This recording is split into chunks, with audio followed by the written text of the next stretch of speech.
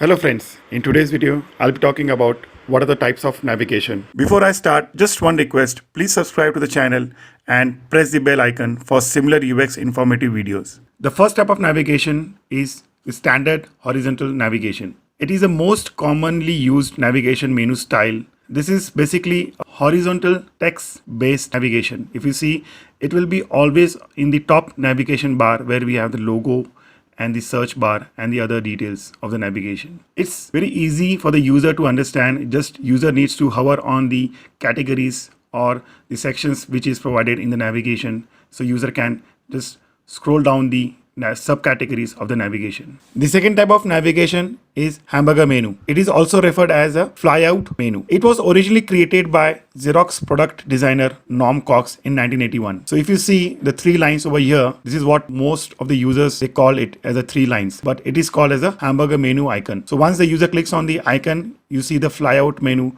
or the navigation what we saw in the desktop. So this is a mobile version of the navigation. So in mobile version, we always use the navigation in the hamburger menu. So you can just browse through the different categories and expand and collapse icon. So you see the caret icon on the right side where the user clicks on and he sees the sub navigation of that particular categories.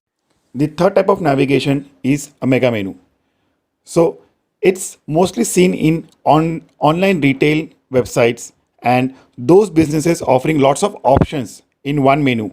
A mega menu is a drop-down interface triggered by the user hovering over a link or a defined area.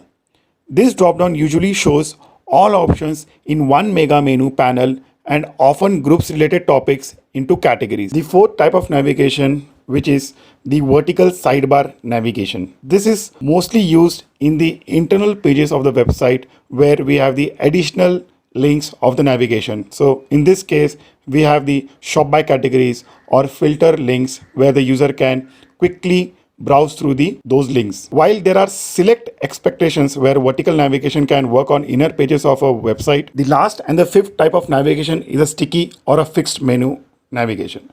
So if you see, when the user browses through the website, it scrolls down, if you notice the navigation is sticky. So the user has an option to just browse the navigation at any time he or she wants. And the other type of navigation similar to this sticky or fixed menu would be like this one.